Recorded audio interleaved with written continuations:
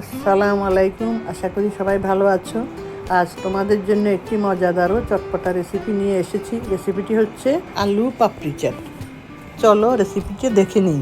পাপড়ি চাটের জন্য আমি একটি বাটিতে সুজি, ময়দা, লবণ, বেকিং সোডা ও তেল নিয়ে ভালো করে মিশিয়ে নিয়েছিলাম। প্রথম গরম পানি মিশিয়ে শক্ত খামির তৈরি করে এটা ভেজে নিয়েছি। বানানোর জন্য যেসব উপকরণ নিয়েছি এক ঝলক দেখিয়ে দিচ্ছি। ডাবলি আলু 2 রকম, টক দই, ঝুরি ভাজা, সালাদ কুচি, চিলি ফ্লেক্স আর চাট মশলার গুঁড়ো।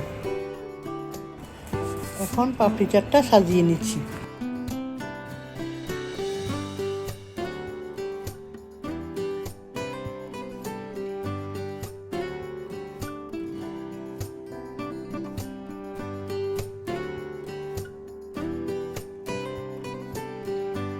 পাপড়ি চাট সাজানোর জন্য আলু ভালো করে সেদ্ধ করে ম্যাশ করে নিয়ে তাতে লবণ, সেদ্ধ ডাবলি, চাট মশলা, কাঁচামরিচ, লবণ, পেঁয়াজ, টালা শুকনো মরিচের গুঁড়ো, ধনে, জিরে, ধনে পাতা কুচি দিয়ে মিলিয়ে নিয়েছি।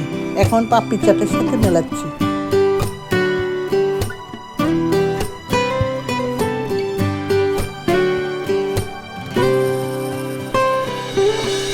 এখন শসার সাথে পেঁয়াজ, ধনে পাতা, কাঁচামরিচ কুচি, সালাদটা দিয়ে দিচ্ছি।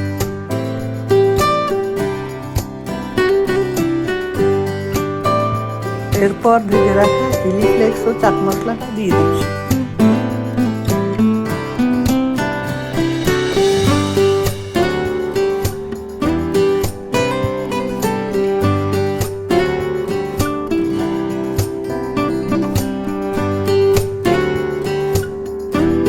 এবার টক দই দিয়ে দিলাম।